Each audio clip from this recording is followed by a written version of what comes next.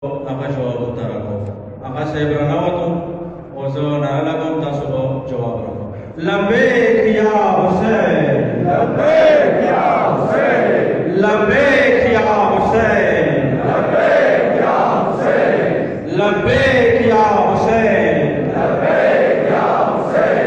Labbaik ya Hussein. Labbaik ya Hussein. Labbaik ya Hussein. Labbaik ya Hussein. لبیک یا حسین لبیک یا حسین لبیک یا حسین لبیک یا حسین لبیک یا حسین لبیک یا حسین لبیک یا حسین لبیک یا حسین لبیک یا حسین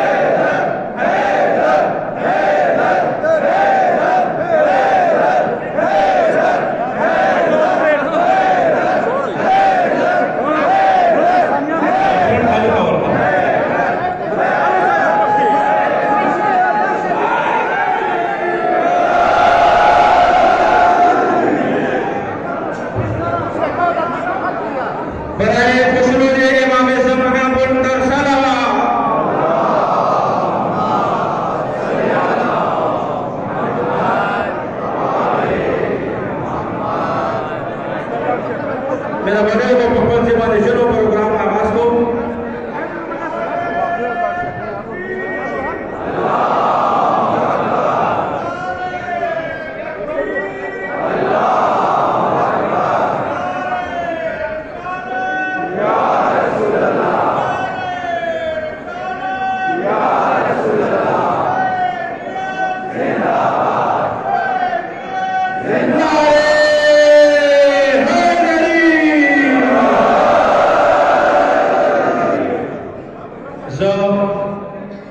ټولو مېلمنو ته هرکلی یم چې کوم بهر نه راغلي دي او انشاءالله پروګرام شروع کېږي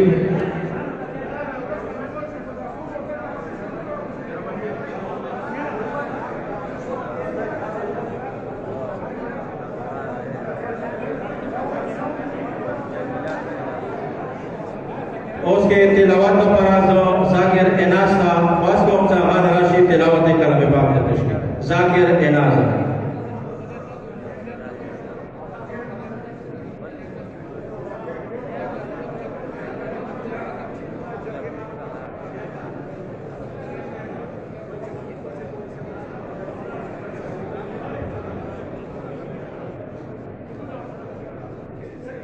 أعوذ بالله من الشيطان الرجيم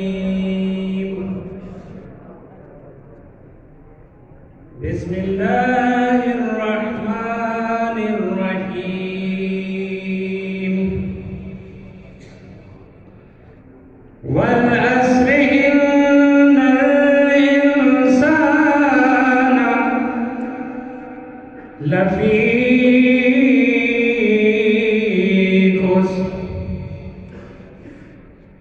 إلا الذين آمنوا وعملوا الصالحات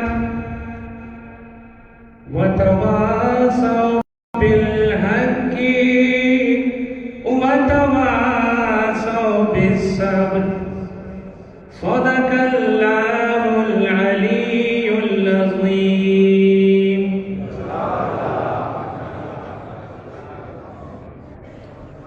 اس کے ذاکر اشتیاق اور ذاکر اناس تخواست کو چاہود نشیر و مسار دبیش ذاکر اشتیاق اور ذاکر اناس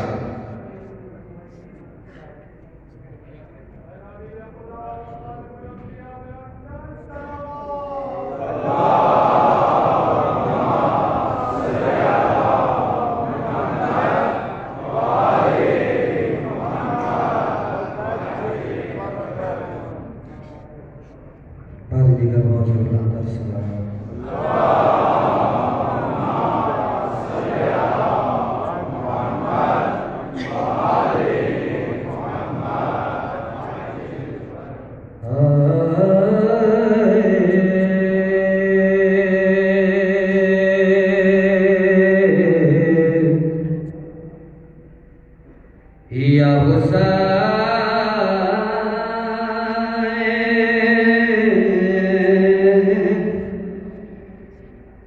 Umatamiano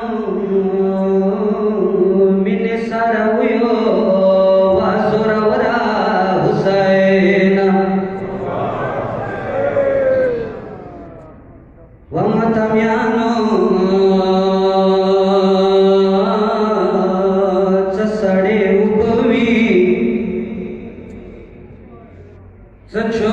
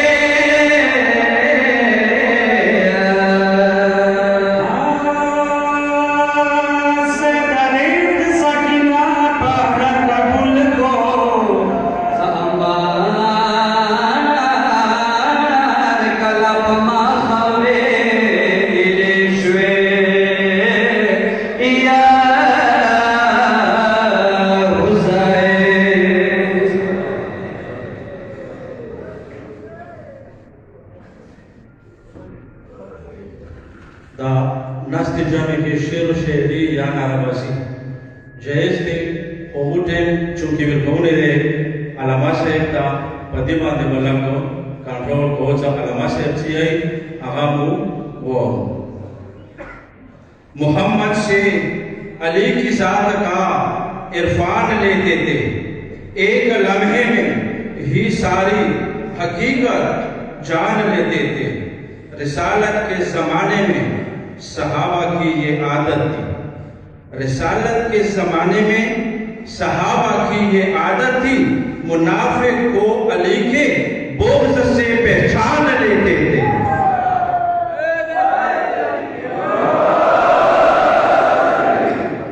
اس کے ذوق علامہ سید شہنشاہ حسین ندوی صاحب کو درخواست کرتا ہوں کہ وہ آ کر اپنے خیالات کا اظہار کریں علامہ سید شہنشاہ حسین ندوی صاحب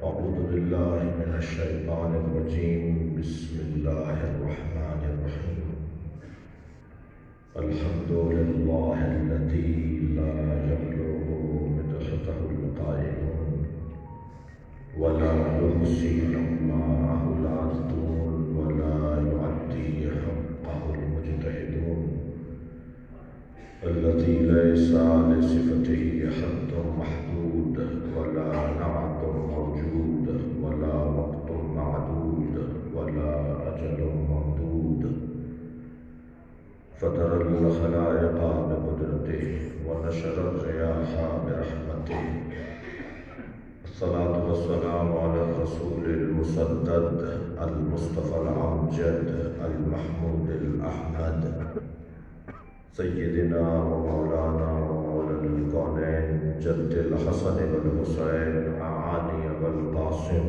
محمد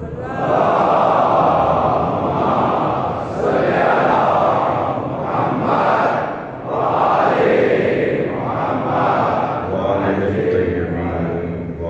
الطيبين الطاهرين المعصومين الذين قال الله إنما يريد الله ليذهب عنكم الرجس أهل البيت ويطهركم تطهيرا اللهم صل على محمد وآل محمد ولعنة الله على أعدائهم أجمعين من يوم عداوتهم إلى قيام يوم الدين أما بعد قال الحكيم في قرآن الكريم بسم الله الرحمن الرحيم لا يؤمنون حتى يحكموك فيما شجر بينهم ثم لا يجدوا في أنفسهم حرجا مما قضيت ويسلموا تسليما. صلى الله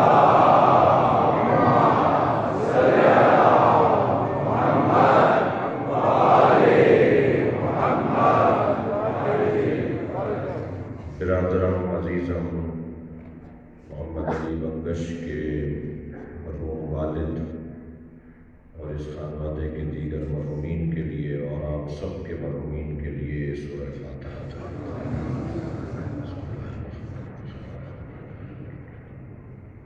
الرحمن الرحیم.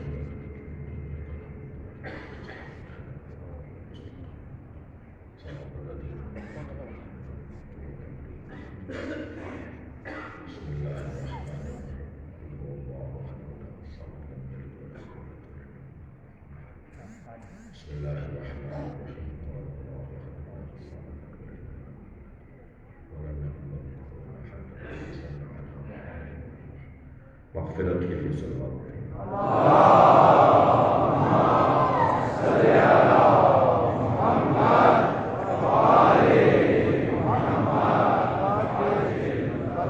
سورہ مبارکہ نساء کی 65ویں آیت میں نے آپ کے سامنے پڑھی ہے. آیت یہ اس لیے پڑھی ہے کہ اس آیت میں عظمت مصطفیٰ کو اللہ بیان کر رہا ہے، اور یہ مہینہ سرکار سے منسوب مہینہ کہا جاتا ہے، ورنہ تو یہ ساری کائنات میں تو پہلے محمد بنی ہے. ہم سب جس کے صدقے میں بنے ہیں اسے مصطفیٰ کہتے ہیں. ہم جس کے نام کا کھا رہے ہیں اسے کریم مصطفیٰ کہا جاتا ہے. کنتو کندن مخفیہ، میں چھپا ہوا خزانہ تھا. فَأَحْبَبْتُ أَنْ أُعْرَفَ، میں نے چاہا کہ پہچانا جاؤں. فَخَلَقْتُكَ يَا محمد، بس میں نے اے محمد اپنی معرفت کے لیے تمہیں بنا ڈالا. اور اللہ نے جسے بنایا وہ کیونکہ مخلوق ہے، جسم میں آئے گا تو جسم کو مکان چاہیے، اور مکان کے لیے زمین چاہیے، اور زمین بنا ڈالی تو پھر چھتری کے لیے آسمان چاہیے، پھر روشنی کے لیے چاند سورج چاہیے، پھر زمین کو آباد کرنے کے لیے دریاؤں میں روانی اور پانی کی ضرورت ہے. ایک محمد کیا بنایا، ساری کائنات بنا ڈالی. یہ ساری کائنات میں تو پہلے محمد مصطفیٰ بنی ہے. اور پھر کہیں شرک نہ ہو جائے، نبی کے نور کو ٹکڑا کیا تو اس کا نام علی رکھ دیا.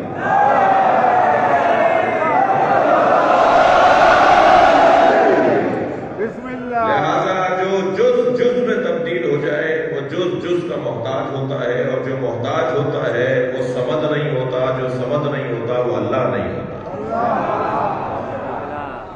لہذا یہ بھی اللہ نے اہتمام کیا کہ لوگ موحد ہی رہیں، اپنے خالق کو یاد رکھیں.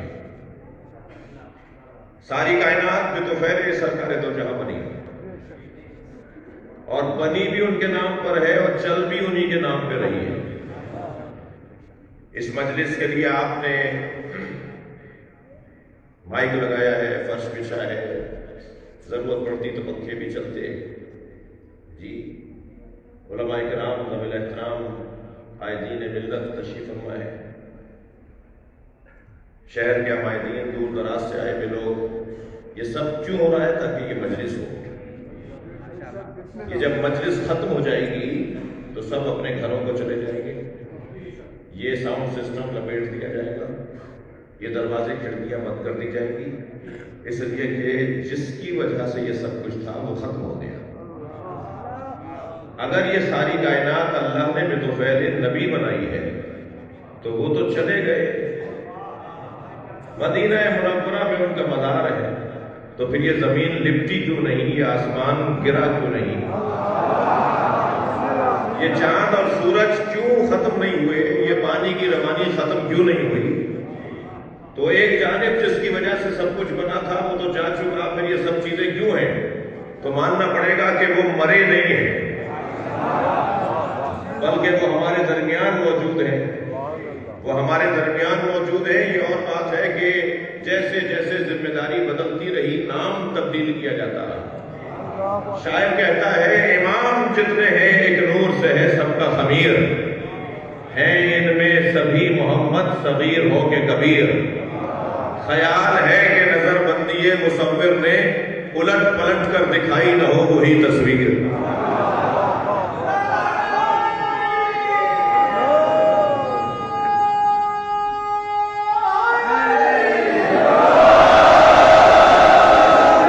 اللہ نے جس نبی کی خاطر کائنات بنائی، ہم ان کی رحلت کے واقعے کو بھی مانتے ہیں اور ہم ان کی حیات کے بھی قائل ہیں۔ دونوں باتوں کو لے کے چلیں گے، واقعہ رحلت بھی ہوا ہے اور عقیدہ حیات مصطفیٰ بھی رکھتے ہیں۔ میں تو نبی کی بات کر رہا ہوں، نبی کے چھوٹے بیٹے کی حیات اتنی بڑی ہے کہ دنیا میں کوئی زندہ ہو یا نہ ہو حسین زندہ ہے۔ شاید بہت سارے چلتے پھرتوں کو ہم زندہ نہ مانیں، شاید بہت سارے گھومتے پھرتے لوگ زندہ نہ ہو، مگر کربلا میں سونے والا زندگیاں بانٹتا ہے، سب کو حیات تقسیم کر رہا ہے۔ ایسی حیات ہے حسین مولا کی۔ لہذا نبی کی عظمت کا باب بہت روشن ہے، اور مجھے اس بات کا اندازہ ہے کہ اہل تشریف بھی اور اہل تسنن بھی دونوں مجلس میں تشریف فرمائیں، اور ہم جس نقطے کے اوپر متفق اور مشترک ہیں وہ نقطہ ہے عظمت مصطفیٰ۔ اور میرے عزیزوں، یہ بھی طے ہے کہ اگر وحدت کے لیے کوئی بات کرنی ہے تو جس بات سے وحدت ہوگی وہ بات وہی ہے کہ جو فطرت کے قریب ہو۔ کسی کو زور زبردستی سے متحد نہیں کیا جا سکتا، جب تک کہ دل آمادہ نہیں ہوگے وحدت نہیں ہوگی، اور دل آمادہ ہوگا ہی تب کہ جب فطریات سے قریب تر ہو جائیں گے۔ ہم فطری طور پر کمال طلب ہیں، ہم فطری طور پر کمال جو ہیں، ہم فطرتاً کمال کو پسند کرتے ہیں۔ کسی کے نزدیک کمال علم ہے تو وہ اہل علم سے دوستی کرتا ہے، کسی کے نزدیک کمال شجاعت ہے تو وہ بہادروں سے دوستی کرتا ہے، کسی کے نزدیک کمال حسن ظاہر ہے، حسن ظاہری ہے تو وہ حسینوں سے تعلقات بناتا ہے، کسی کے نزدیک کمال شہرت ہے تو وہ مشاہیر سے دوستی کرتا ہے، کسی کے نزدیک کمال سخاوت ہے تو وہ اہل دل سے دوستی کرتا ہے۔ اللہ نہیں چاہتا تھا کہ لوگ در در کی ٹھوکریں کھائیں، اللہ نے سارے کمالات جس گھر میں رکھ دیے وہ اہل بیت کا گھرانہ ہے۔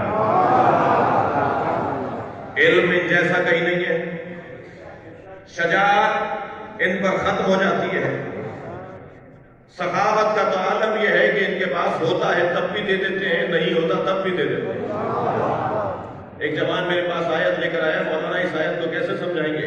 والذین ينفقون في السراء والضراء، کچھ لوگ ایسے بھی ہیں جو دارائی میں بھی دیتے ہیں اور ناداری میں بھی دیتے ہیں، ان کے پاس پیسہ ہوتا ہے تب بھی دے دیتے ہیں اپنا پیسہ، ان کے پاس کچھ نہیں ہوتا تب بھی دے دیتے ہیں۔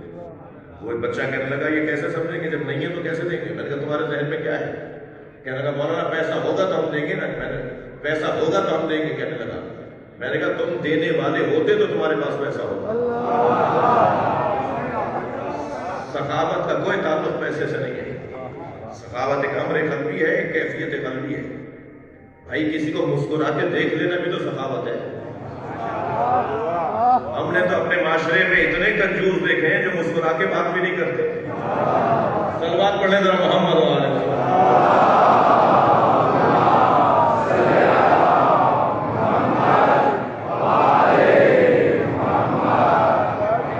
علماء کرام میرے طالب علمی اور بھی طالب علم ہیں، حکوم کے زمانے کے ساتھی مولانا شاہ صاحب، مولانا سید ریاض اور رفقا اور بزرگان تشریف فرمائے ہیں، ان سب کی صحت و سلامتی کے لیے بلند تر صلوات کریں۔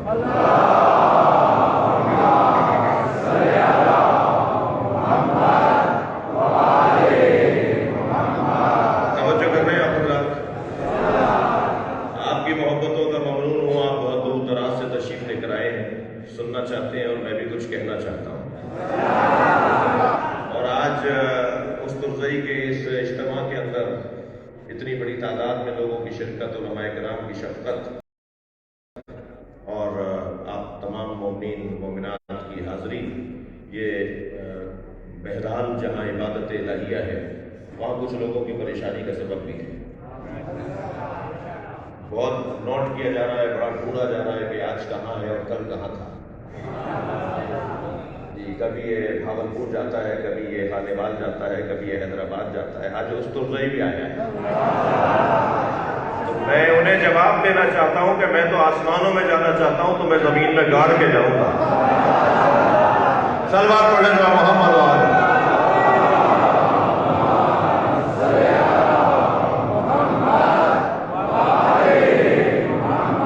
पाकिस्तान एक सुन्नी ने सोचा था और एक शिया ने बनाया था।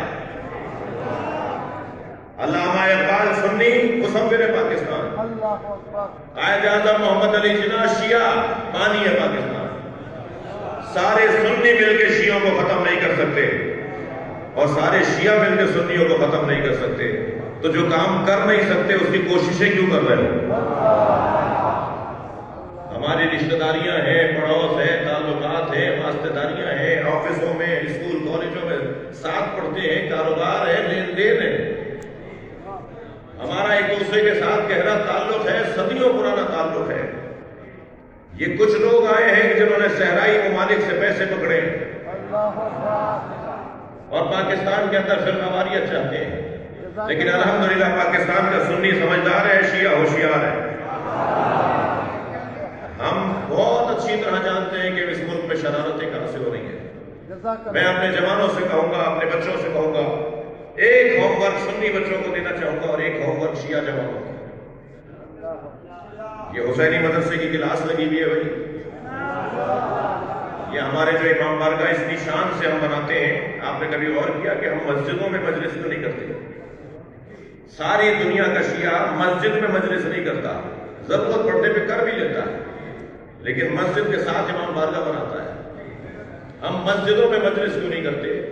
हम मस्जिदों में मजलिस इसलिए नहीं करते कि कल अगर हिंदू ने अल्लाह से शिकायत कर दी, ईसाई ने अगर शिकवा किया, यहूदी ने अगर शिकवा किया कि मैं दीन समझने गया था, मुसलमान तो मस्जिद में नहीं आने देता था। कोई जवाब नहीं दे सकेगा, आप जवाब देंगे। या अल्लाह, हमने मस्जिद के बराबर में इमाम बारगाह बनाया ही इसलिए था, ये हुसैन का खैमा है, हर आने वाले हुर के लिए खुला रहना चाहिए।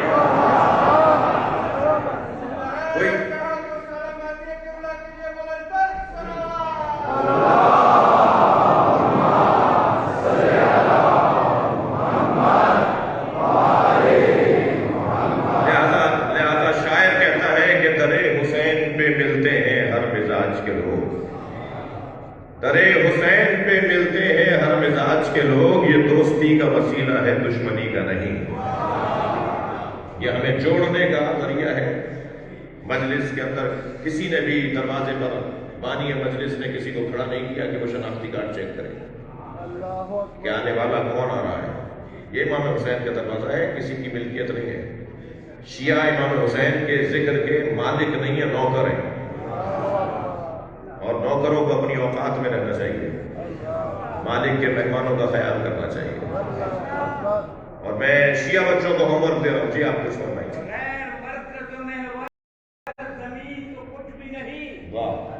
बगैर मरकज़ों में वर ज़मीन तो कुछ भी नहीं, विलाए आल से खाली हो दीन तो कुछ भी नहीं, नमाज रोज़ा हज व ज़कात तो खुम्स व जिहाद, हुसैन हैं तो ये सब हैं, नहीं तो कुछ भी नहीं।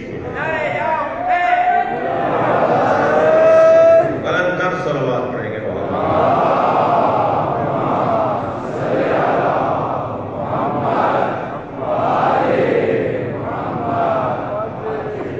मेरी बात पहुंच रही है अब तक? तो कभी बात पहुंचे तो गर्दन हिला दीजिएगा थोड़ी सी, क्योंकि ये नफ्सियाती मसला है। हम एक जगह मजलिस पढ़ने गए तो एक साहब हमें बहुत टिकटिकी बांध के देख रहे थे। हमने कहा साहब इनसे ज्यादा तो समझदार इस मजमे में कोई है ही नहीं। थोड़ी देर बाद बराबर वाले की कोहनी लगी तो गिर गए। बाद में हमने पूछा माजरा क्या है, कहने लगे आंखें खोल के सो जाते हैं। तो बराए मेहरबानी गर्दन हिलाते रहिएगा। सलवात पढ़ेगा मोहम्मद।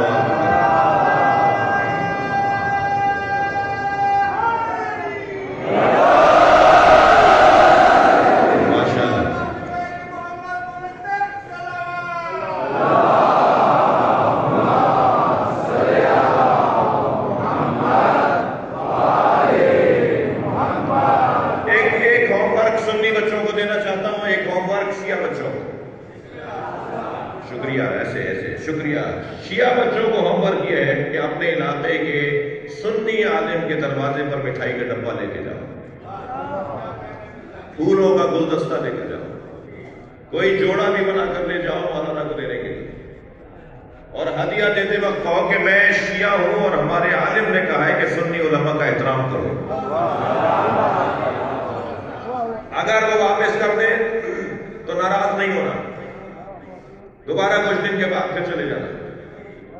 1% کے امکان کی بات کر رہا ہوں کہ اگر وہ واپس کر دیں تو پھر تیسری دفعہ پھر لے جانا، اس لیے کہ یہ ذمہ داری جہاد ہے، جد و جہد ہے، کوشش ہے، اور کوشش کرنے والا کبھی تھکتا نہیں ہے۔ وہ اپنا انداز بدلتا ہے مگر کام نہیں بدلتا، وہ طریقہ بدلتا ہے مگر ہدف کو نہیں بھلاتا۔ سنی ہمارے بھائی نہیں ہے، سنی ہماری جان ہے۔ بھائی پھر دو ہوتے ہیں، جان ایک ہی ہوتی ہے۔ ہمیں جتنا ہو سکتا ہے اہل سنت سے پیار کا مظاہرہ کرنا ہے، اور یہ بھی کوئی ہنر نہیں ہے کہ نیاز خود پکائی اور خود کھا لی۔ ہنر یہ ہے کہ نیاز انہیں پہنچائیں جو نیاز نہیں کھاتے۔ اگر واپس کرتے تو ناراض نہ ہو، یہ آپ کا اور اس کا مسئلہ نہیں ہے، اس کا اور حسین کا مسئلہ ہے۔ میں آپ کو ممبر پر بیٹھ کر یہ ضمانت دے سکتا ہوں کہ کچھ دن کے بعد ان کی طرف سے نیاز آئے گی کہ ہم بھی تو نیاز کرتے ہیں۔ اخلاق سے بہتر کوئی کام نہیں ہے، اخلاق سے بہتر کوئی تبلیغ نہیں ہے۔ جب آپ اور میں کالے کپڑے پہن کر اپنے علاقے میں نکلتے ہیں تو ہم امام حسین کے ذکر کے سفیر بن کر نکلتے ہیں۔ لہذا ہمارے رویوں سے، ہمارے طریقوں سے انتہائی درجے کا مظاہرہ ہونا چاہیے جس میں پیار اور محبت ہو۔ ابھی تو حضور ہماری قوم کے اخلاقی معاملات کچھ بہتر ہونے کی ضرورت ہے، کچھ بہتر کرنے کی ضرورت ہے۔ ابھی بہت اچھے حالات ہمارے نہیں ہیں، تب ہمارا دشمن پریشان ہے۔ اگر ہمارے اخلاقی حالات اور کردار کے اعتبار سے ہم اور بہتر ہو گئے تو یہ ہمارا دشمن میوزیم میں بھی نہیں ملے گا، تاریخ میں گم ہو جائے گا، ان کی کوئی حیثیت ہی نہیں ہے۔ تشیع سے دشمنی کرنے کے لیے قابلیت چاہیے جو ان میں نہیں ہے۔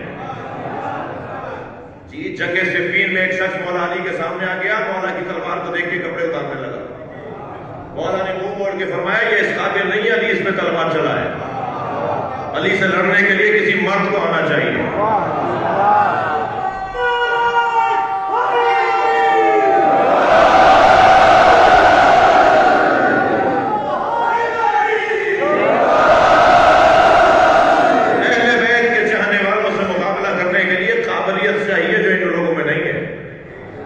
یہ آپ سب پر واضح ہے کہ یہ تشیع اہل بیت کے چاہنے والوں کی تشیع، یہ تشیع، یہ صدی اہل بیت کے چاہنے والوں کی ہے۔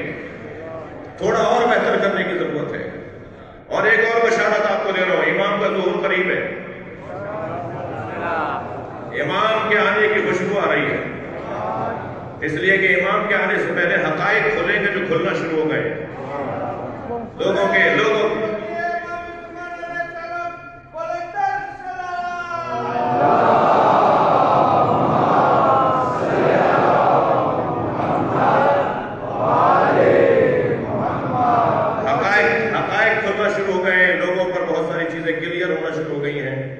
بہت ساری چیزیں واضح ہوتی چلی جا رہی ہیں۔ مذہبوں کے نام بھی تبدیل ہونے جا رہے ہیں۔ 1000 سال پہلے جو نام تھے وہ 600 سال پہلے نہیں رہے، جو 600 سال پہلے نام تھے وہ 200 سال پہلے نہیں رہے، جو 200 سال پہلے نام تھے وہ آج نہیں ہے۔ اب بھی نام تبدیل ہونے جا رہے ہیں، اب یہ مسلکوں کے نام تبدیل ہو جائیں گے، دو ہی نام رہیں گے، یا حسینیت رہے گی یا یزیدیت۔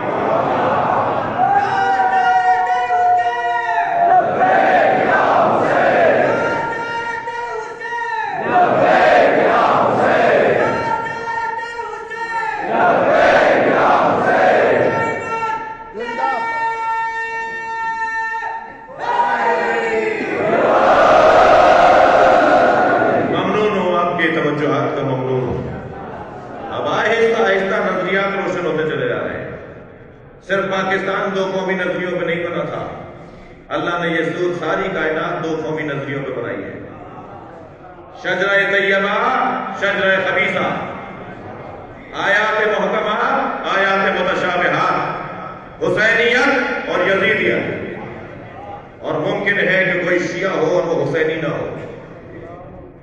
ممکن ہے کوئی سنی ہو اور وہ حسینی ہو.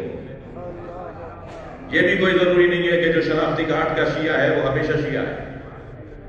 یہ کوئی ضروری نہیں ہے کہ اگر شیعہ ماں باپ کے گھر میں پیدا ہوا ہے تو وہ حسینی ہے. حسینیت شناختی کارڈ کی محتاج نہیں ہے. حسینی اسے کہتے ہیں جو ظالم سے نفرت کرتا ہو اور مظلوم سے پیار کرتا ہو. اگر کوئی ظالم سے نفرت نہیں کرتا، وہ چاہے حسینیوں کے گھر میں پیدا ہوا، وہ حسینی نہیں ہے. اور اگر کوئی مظلوم کے ساتھ نہیں کھڑا، چاہے وہ شیعہ گھر میں پیدا نہ ہوا ہو، اسے حسینی نہیں کہا جا سکتا. متوکل نے مولا علی کے شیعوں کو چن چن کے قتل کروایا. اس کے جنرلوں نے آ کر رپورٹ دی کہ ہم نے سارے شیعہ مار دیے، کہ ہم نے زندہ آبادیوں کی آبادیاں جلا دی. متوکل کہنے لگا نہیں، اہل بیت جانتے ہیں کہ اپنے چاہنے والوں کو کیسے بچایا جائے گا. اہل بیت کے چاہنے والے ایسے مر نہیں سکتے کہ حضور ہم نے تو چن چن کے مار دیا. کہنے لگا نہیں، کھرے بازار میں، چلتے رستے پر، جی شارع عام پر کسی پر بلا وجہ ظلم کرو. جو بھی حمایت کرنے نکلے سمجھو شیعہ. اور ایسا ہی ہوتا تھا، رستوں میں ظلم ہوتا تھا، زیادتی ہوتی تھی. جو لوگ نکل کے باہر آتے تھے، کیوں مار رہے ہیں اسے، اس کی حمایت کرتے تھے، اسے پکڑ کے لے جاتے تھے اور وہ شیعہ نکلتا تھا. اہل بیت کا چاہنے والا وہ ہے جو ظالم سے نفرت کرتا ہو. اہل بیت کا چاہنے والا وہ ہے جو مظلوم کی حمایت کرتا ہو. اور یہی انداز حضرات گرامی صدیوں سے ہم لے کے چل رہے ہیں. فلسطین میں ایک گھر بھی شیعوں کا نہیں ہے. فلسطین میں ایک گھر بھی شیعوں کا نہیں ہے. مگر سب سے زیادہ فلسطینیوں کی حمایت اگر کوئی کرتا ہے تو والی والے کرتے ہیں. دنیا جہان میں جہاں جہاں ظلم ہوتا ہے وہاں حمایت کرنے کے لیے اگر کوئی آگے نکلتا ہے تو والی والے نکلتے ہیں. بعض ہمارے ہی میرے قبیلے کے دوستوں کا خیال ہے کہ رونا مقصد نہیں ہے. یہ کیا بات ہوئی، آپ نے 1 گھنٹے کی خطاب کیا، اس میں رلاتے رہے، فلاں 4 ذاکر پڑھ کے چلے گئے، وہ صرف رلاتے رہے. ہم رونے کے لیے پیدا نہیں ہوئے میرے بھائیوں. کچھ دیر کے لیے مجھے برداشت کر لینا، ہم رونے کے لیے پیدا ہوئے. میں آپ کو کسی کو خوش کرنے کے لیے نہیں کہہ رہا. جب تک گریے کا فلسفہ روشن نہیں ہوگا یہ الجھن دور نہیں ہوگی. گریے کا فلسفہ ہے دل کو نرم بنانا. اور جس کا دل نرم ہو جاتا ہے، جس کا دل نرم ہو جاتا ہے، وہ کسی کو رلاتا نہیں ہے. جو ساری قوم رونے کی مشق کر رہی ہے پوری دنیا میں، یہ کسی کو نہیں رلاتی. اور جو روتی ہوئی قوم نظر آتی ہے، ابھی میرے بھائی مرثیہ پڑھ رہے تھے، مجھے مصرے سمجھ میں نہیں آ رہے تھے مگر ماحول تھا، میں چند چہروں کو دیکھ رہا تھا کہ رو رہے، آنسو نکل رہے تھے لوگوں کے. جی بڑے بڑے معتبر لوگ، جو ساری قوم رونے کی مشق کر رہی ہے. دنیا میں سب سے زیادہ بہادر قوم وہی ثابت ہوئی ہے جو حسین پہ روتی ہے. حزب اللہ کو لے لیجیے، آپ عراق لے لیجیے، ایران لے لیجیے، جہاں جہاں بھی دشمن کا مقابلہ کرنے کے لیے کوئی نکلا ہے وہ ہے جو حسین پہ روتا ہے. سید حسن نصر اللہ جیسا بہادر آدمی، آیت اللہ خمینی جیسا شجاع انسان، جب حسین کا نام آتا تھا آنکھوں سے آنسو بہنا شروع ہو جاتا. اتنے بڑے بڑے لوگ ایسے بل بلا کے روتے تھے. اتنا رو، حضرت مختار کا جملہ سنا رہا ہوں. مختار ثقفی کہتے ہیں اتنا حسین پر گریا کرو کہ یہ غصہ سینے میں جمع ہوتا رہے. یہ حسین مولا پہ رونے کا فلسفہ، اتنا حسین پہ گریا کرو کہ یہ غصہ سینے میں جمع ہوتا رہے.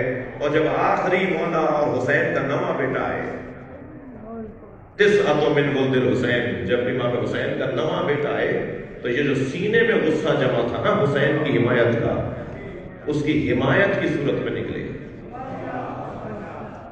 لہذا الحمدللہ ہم پوری دنیا میں اچھی تصویر رکھتے ہیں اپنی.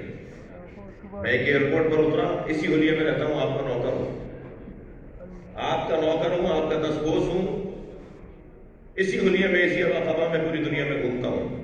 اور کوئی سفر ایسا نہیں ہے جس میں کوئی برابر میں آ کے نہ بیٹھے اور وہ یہ نہیں کہے کہ آپ شیعہ مولوی، آپ سے سوال کر لوں. تو میں پہلا جواب تو یہ دیتا ہوں کہ میں پہن کے اس لیے پھر رہا ہوں کہ آپ سوال کر لیں. ہمارے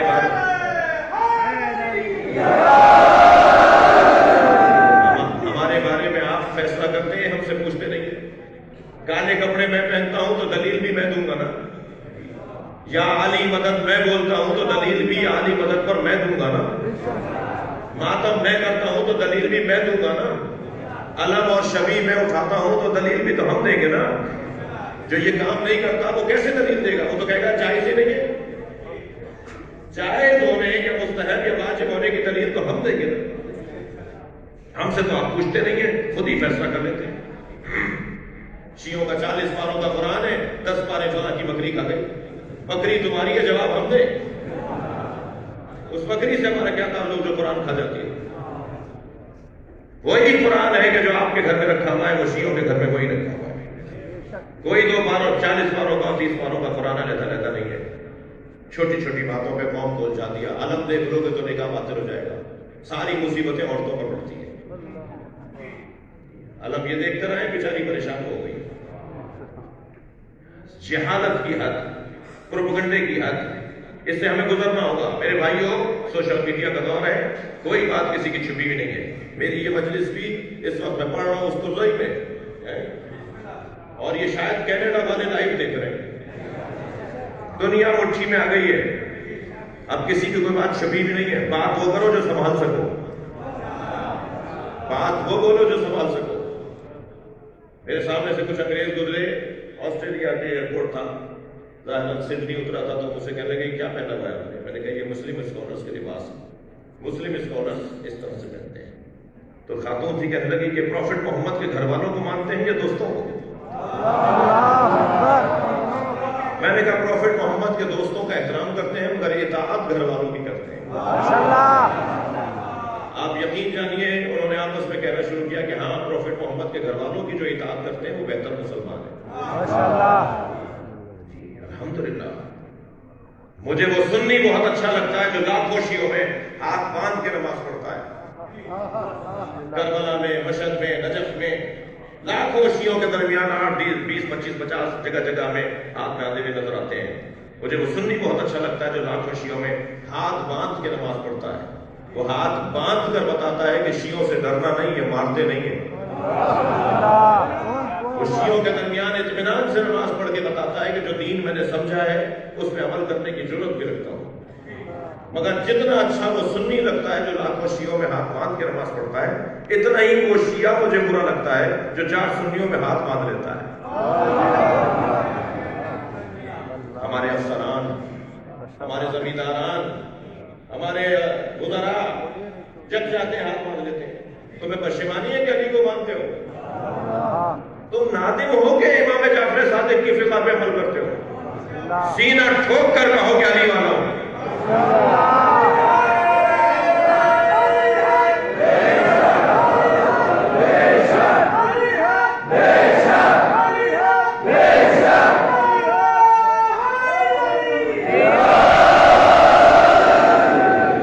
इत्मीनान के साथ 3 लोगों को तो या अली मदद वैसे ही नहीं बोलना चाहिए।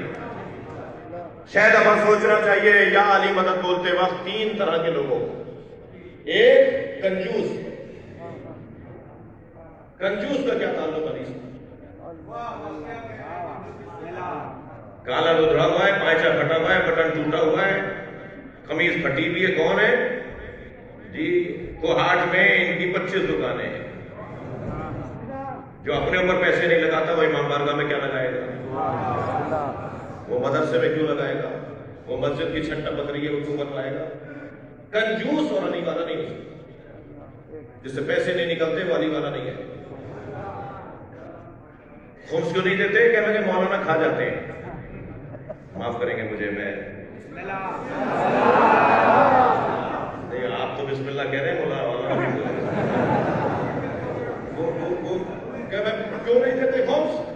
क्या लगे मौलाना खा जाते हैं। तो जो तुम नहीं दे के खा रहे हो, तुम भी तो जो नहीं दे रहे तुम भी तो खा रहे हो। ये बहाने नहीं चलेंगे कि फला जगह नहीं, तुम्हें किसी पर एतबार नहीं है तो इसका मतलब है वाजिब छोड़ दोगे। बेशनमाज अगर खुदा न खास्ता अगर आपको अच्छा नहीं लग रहा तो नमाज छोड़ देंगे हम। मक्का और मदीना में आपके पसंद के हुक्मरान नहीं है तो क्या हज करना छोड़ देंगे? ये क्या बात हुई? पैसे नहीं निकल रहे, जेब से पैसे नहीं निकल रहे, मस्जिद इमाम बारगाह और मदरसों के हाल खराब है। पूरी पाकिस्तान की बात कर रहा हूं, आपके यहाँ माशाल्लाह अच्छा है इमाम बारगाह, बात उमूमी होगी। कंजूस और अली वाला नहीं हो सकता। तसल्ली दीजिए, थक तो नहीं रहे जी?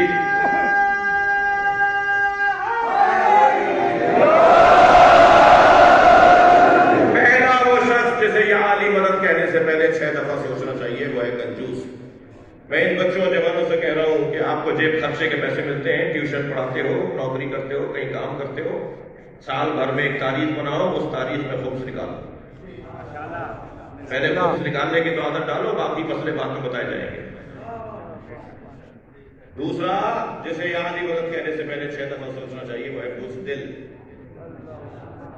छोटे दिल वाला, बात बात में घबराने वाला और डरने वाला।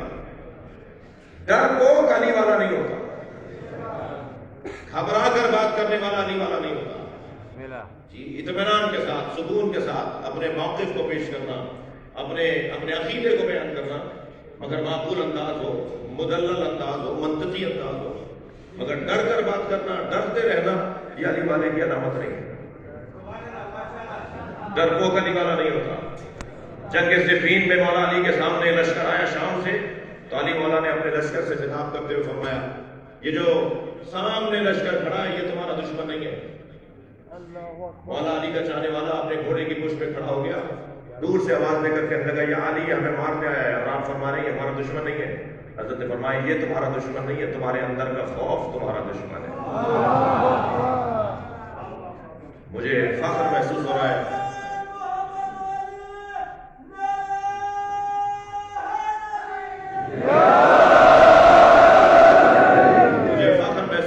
कि मैं जिस बिरादरी से खिताब कर रहा हूं, उस बिरादरी में बहादुरी उनकी जिंदगी की निशानी है। डर के रहने वाला अली वाला नहीं होता। हौसले से, हिम्मत से आगे बढ़ना और शुजाअत और बहादुरी से आगे बढ़ना, ये अली मौला के चाहने वालों की निशानी है। एक सरदार जी कह रहे थे कि उनका पोता रोजाना उछलते कूदते दौड़ते भागते आवाजें लगाता, या अली या अली। सरदार जी से सिख कहने लगे, मैंने अपने पोते से पूछा, बेटा तुम या अली की आवाजें क्यों लगाते हो? कहने लगा, मैं दादा क्या करूं, जब मैं या अली कहता हूं मेरे अंदर ताकत आती है।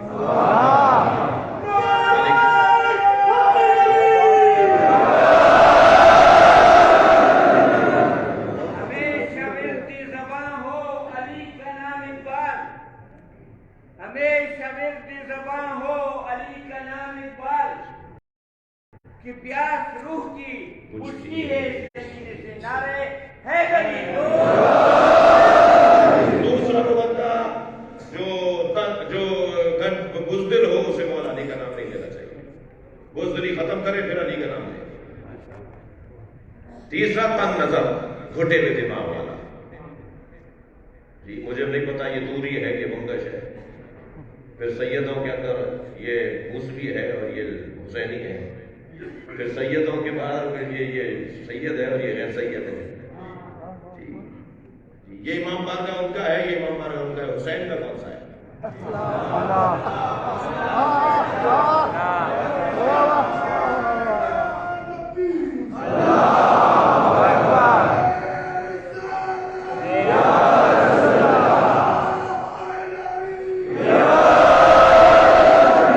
सबसे ज्यादा नारा इस मसले में लगा है, इसका मतलब ये इलाके का मसला है। सलवात पढ़ लेना मोहम्मद और आले मोहम्मद।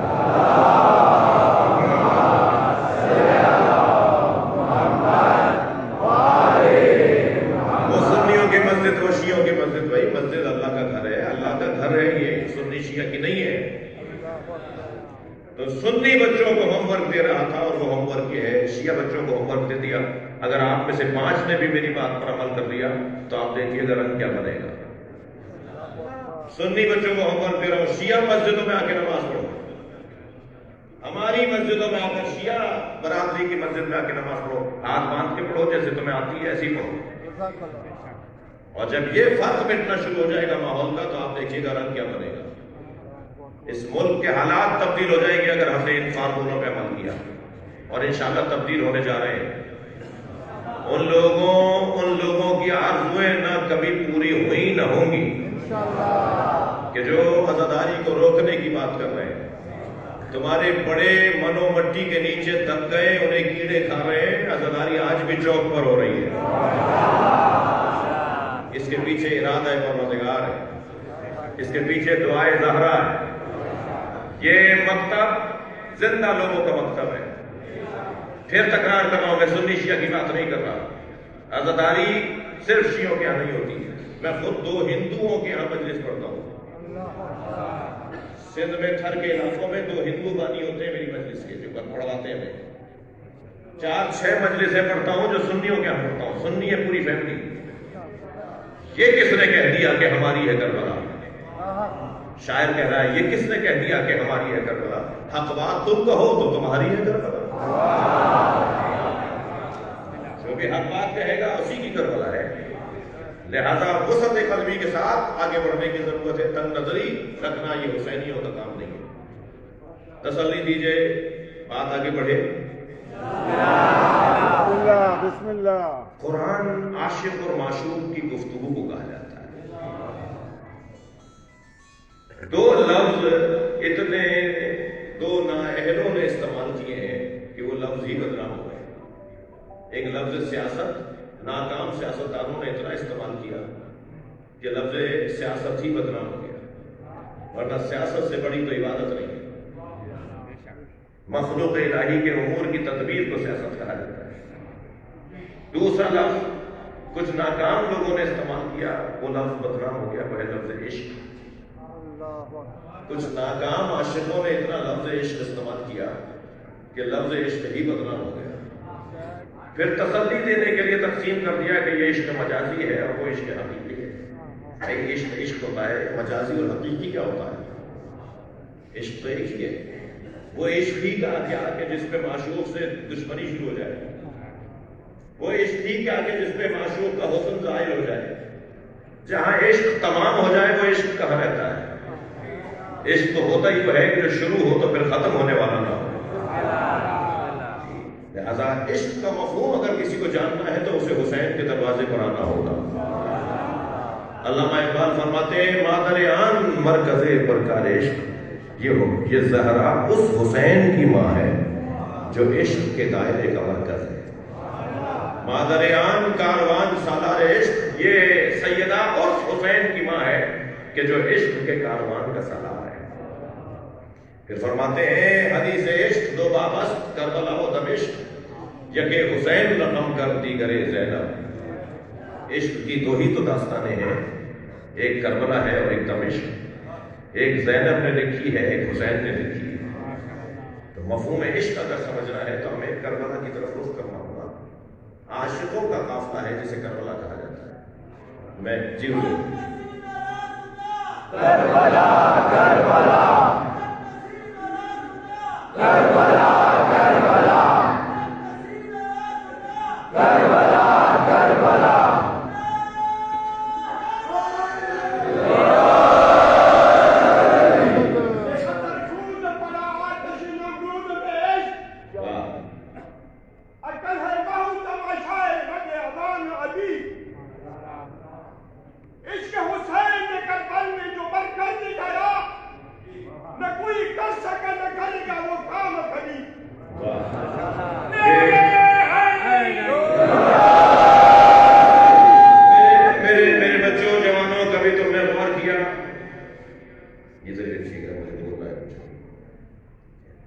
آپ نے کبھی غور کیا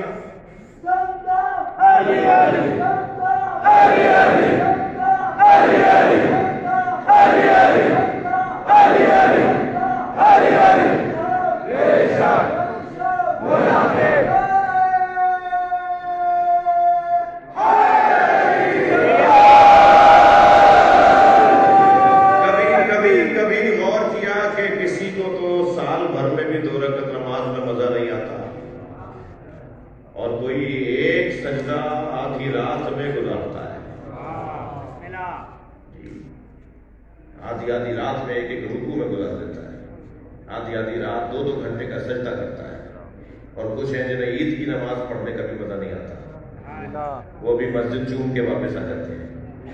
یہ وجہ کیا ہے؟ کیوں نماز میں اسے مزہ نہیں آتا؟ اسے نماز میں مزہ آ رہا ہے اور اسے نماز میں مزہ نہیں آ رہا، وجہ عشق کی ہے۔ جسے ذائقہ آ گیا ہے نماز کا اسے مزہ آ رہا ہے، اور جس کا ذائقہ بھی بحال نہیں ہوا اسے نماز میں مزہ نہیں آ رہا. اس لیے علامہ اقبال کہتے ہیں حضور کے عشق پر اعمال کی بنیاد رکھ، عشق پر اعمال کی بنیاد رکھ، عقل کو تنقید سے فرصت نہیں. اس وقت بھی جو آپ کی کیفیت ہے یہ عشق کی کیفیت ہے. بہت سارے لوگوں کو پہلو بدلنے کی جگہ نہیں مل رہی. اس انداز کا کہیں اجتماع آکسفورڈ میں جا کے دکھائیے مجھے، ایسی کلاس کیمبرج میں جا کے دکھائیے. دنیا کی یونیورسٹیاں دنگ ہیں جب امام بارگاہ کی کلاس میں آ کر بیٹھتے ہیں. سن 61 ہجری میں امام حسین نے جس عالمی اوپن یونیورسٹی کی بنیاد رکھی تھی، یہ امام بارگاہ اس کا ایک کیمپس ہے. اور یہاں آنے والا جس نیت سے آ کر بیٹھتا ہے اس کی نیت وہ نیت ہی نہیں ہے جو وہاں پڑھنے والوں کی ہوتی ہے.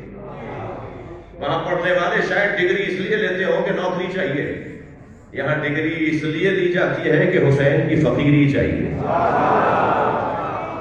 آپ سب جوتیاں اتار کے بیٹھے ہیں یا نہیں؟ جی مجھے پتا ہے مگر آپ سے پوچھ رہا ہوں، ہم سب امام بارگاہ میں جوتیاں اتار کے بیٹھے ہیں یا نہیں؟ بیٹھے ہیں نا. ہم سب جوتیاں اتار کر بیٹھے ہیں اس لیے کہ علی نے جوتیوں کا نام دنیا رکھا ہے. ہم اپنی دنیا چھوڑ کر آتے ہیں. باہر 2 کروڑ کی گاڑی میں آئیں گے مگر یہاں حسین کے فقیر ہیں. مکان ہم نے 10 کروڑ کا بنایا ہے مگر امام بارگاہ میں جب آئیں گے تو جوتیاں اتار کر آئیں گے، سب فقیر ہیں. ایک فیکٹری کا مالک مجلس میں بیٹھا تھا، اسی کی فیکٹری میں 2000 مزدور کام کرتے ہیں. ان 2000 مزدوروں میں سے ایک مزدور مجلس میں آیا، کودتا پھاندتا اپنے مالک کے آگے بیٹھ گیا اور بیٹھتے بیٹھتے اپنے مالک کو لات بھی مار دی. اب اس نے جب جھک کے دیکھا تو اسی کا نوکر تھا. خیال آیا کہ اسے ڈانٹے، اسے اٹھائے، اس سے ناراضگی کا اظہار کرے. فوراً حسین نے خیال ڈالا یہ تمہارا نوکر نہیں ہے، یہ میرا فقیر ہے تمہاری طرح. ذات کی نفی، یہ انانیت کا خاتمہ، یہ خود پسندی سے ہاتھ اٹھانا، یہ دنیا سے لا تعلقی، یہ کربلا کے پیغاموں میں حسین پیغام. ہم مجلس میں جب آ کے بیٹھتے ہیں تو اپنی ذات کی نفی کرتے ہیں. اسی مجلس میں بڑی بڑی حیثیت والے لوگ بیٹھے ہوں گے لیکن عزیزان گرامی کیسے بیٹھے ہوئے ہیں جیسے کوئی فقیر نہیں بیٹھا ہوا. میرے مولا حسین جب مکے سے کربلا کی طرف روانہ ہوئے تو فرمایا من کانا بادلا فینا فلیرحل معنا، جو اپنی ذات سے ہاتھ اٹھانے کو تیار ہے وہ مجھ حسین کے ساتھ چلے. جو انانیت کا شکار ہے اور خود پسندی کا شکار ہے وہ کربلا کے قافلے میں نہیں چل سکتا. یہ ہے کربلا کے اس واقعے کا پیغام. جس انداز سے قافلہ یہاں تک پہنچا ہے، بھائی تھوڑا سا کبھی صحیح رہتا ہے کبھی کچھ ہو جاتا ہے، تو پہلے ٹھیک تھا. ایک سلوات پڑھے ذرا محمد.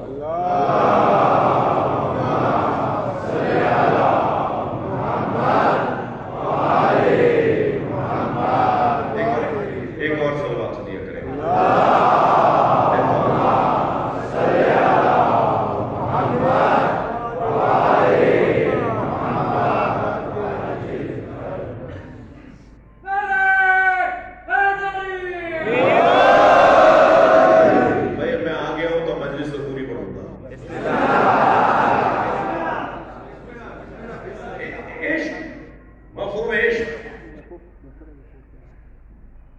عشق مجازی میں معشوق کو پا لینا کمال ہے اور عشق حقیقی میں معشوق کو پا لینا آغاز ہے.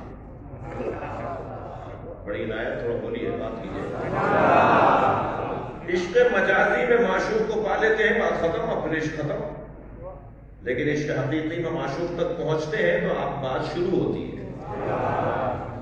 جب تک زلیخا کو عشق مجازی رہا تو زلیخا پیچھے پیچھے اور یوسف آگے آگے، اور جب زلیخا کو عشق حقیقی ہو گیا تو اب زلیخا آگے جاتی تھی اور یوسف علیہ السلام پیچھے جاتے تھے. آواز آئی اللہ کی، اے یوسف بنا آبادی سے گزرو. جب اس آبادی سے گزرے تو وہ وہاں آبادی ہے جہاں زلیخا رہتی ہے. انہیں خبر ہوئی کہ یوسف آ رہے ہیں. گرتی پڑتی اٹھتی بیٹھتی، حال خراب، چہرے کا رنگ بدل گیا، چرنیاں پڑ گئی، کالی پڑ گئی. آنکھوں کا نور چلا گیا، عصا ہاتھ میں لے کے اس مجمع میں آ کے کھڑی ہو گئی جہاں سے حضرت یوسف کی بگھی کو گزرنا تھا۔ جیسے ہی بگھی قریب سے گزری تو آواز لگائی اور وہ نام لیا جو گھر کا نام ہے اور بچپنے کا نام ہے۔ تو اگر کوئی گھر کا نام اور بچپن کا نام پکارے تو پھر اپنا لگتا ہے۔ تو فوراً مڑ کر دیکھا تو ایک گرتی پڑتی عورت جس کے آنکھوں کا نور بھی کچھ تھا، وہ قریب آ کے کھڑی ہوئی۔ تو حضرت یوسف نے جب اسے ایک نگاہ دیکھا تو فرمایا یا زلیخا الی ما کان ہناک، تمہیں اس حالت میں کس نے پہنچا دیا؟ تم تو ایسی نہیں تھی، تم تو مصر کی بہت حسین خاتون تھی۔ حضرت یوسف میں تمہارا یہ حال کیسے ہو گیا؟ تو کہنے لگے حسن و وجہ کا یا یوسف، تمہارے چہرے کے حسن نے میرا یہ حال کر دیا۔ تو جیسے ہی کہا نا تمہارے چہرے کے حسن نے میرا یہ حال کر دیا، تو حضرت یوسف نے فرمایا کیف لو رأیت نبیا کان فی آخر الزمان یقال له محمد، اگر تم نے آخری زمانے میں آنے والے نبی کو دیکھ لیا ہوتا جس کو محمد کہہ کے پکارا جائے گا، کانا احسن منی وجہا، وہ مجھ سے زیادہ حسین ہے، تو پھر تمہارا کیا حال ہوتا جب میرے اوپر تمہارا یہ حال ہے؟ تو کہنے لگی صدقتا یا یوسف، تم سچ کہہ رہے ہو، وہ تم سے زیادہ حسین ہے۔ تو حضرت یوسف نے تعجب سے پوچھا کیف علمت انی صدقت، تمہیں کیسے پتا چلا کہ میں سچ کہہ رہا ہوں؟ تو کہنے لگی حینما ذکرتہ، جب تم اس کا نام لے رہے تھے نا محمد محمد، وقع حبہ فی قلبی، تو اس محمد کی محبت میرے دل میں آ رہی تھی۔ اے یوسف اب میں تم سے محبت نہیں کرتی، میں تو مصطفیٰ سے محبت کرتی۔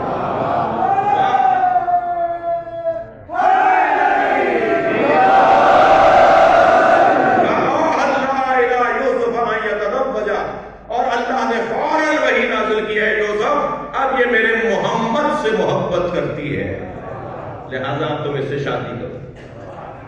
اور جب عشق حقیقی سے آشنا ہو گئی تب حضرت یوسف وقت مانگتے ہیں تو زلیخا کہتی ہے کچھ دیر بعد ملیں گے۔ یہ کیفیت ہو گئی۔ تو اگر ایک نبی کی گناہگار، توجہ، ایک نبی کی گناہگار بھی ہمارے نبی سے اور آخری نبی سے محبت کرے تو اللہ اس کے گناہوں کو معاف کر دیتا ہے۔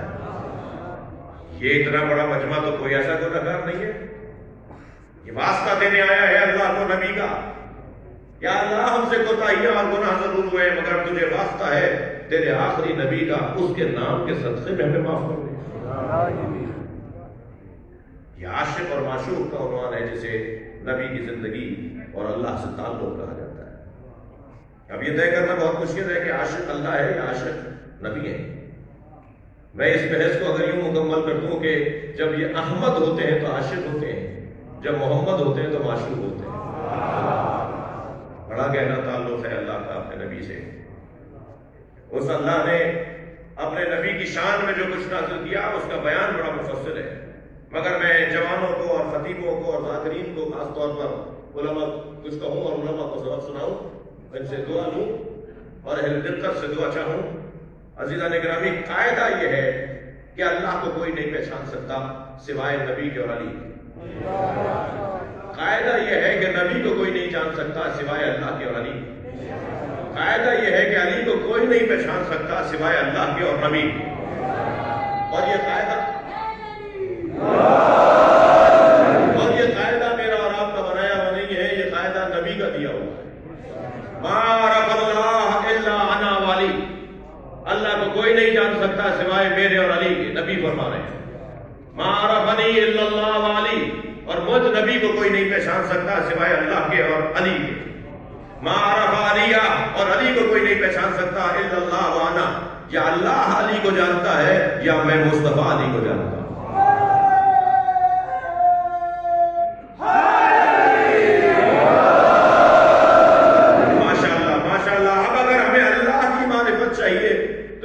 نبی بتائیں گے کہ اللہ کیا ہے یا علی بتائیں گے کہ اللہ کیا ہے؟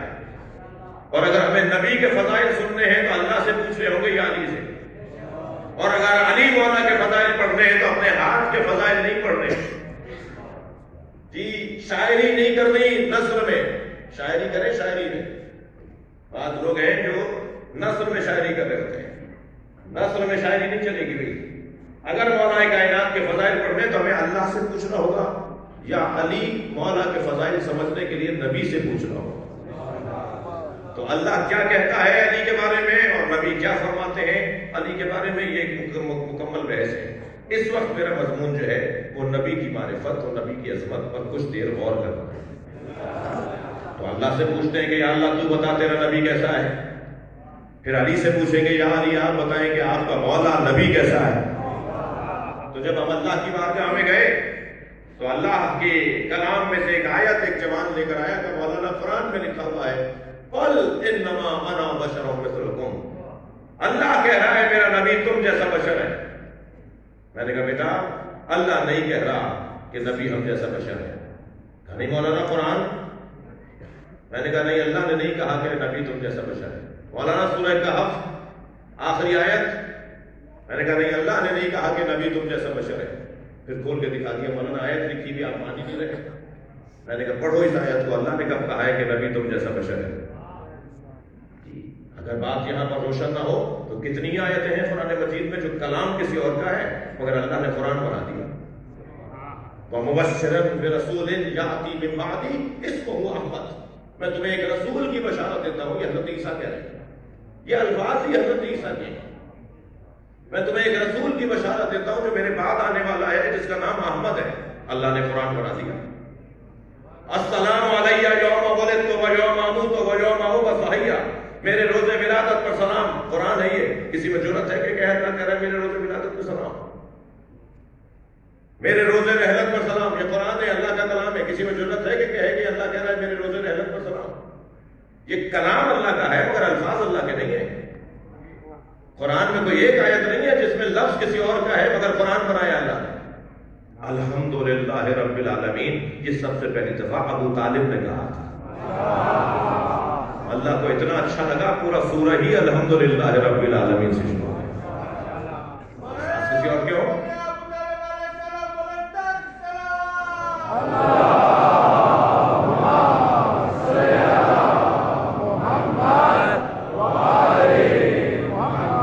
کلام کسی اور کا ہو اور وہ قرآن بنا دیا جائے، اللہ اسے قرآن کی آیت بنا دے، اللہ اسے قرآن کہے، یہ اللہ کا کلام ہے، اللہ کی مرضی ہے۔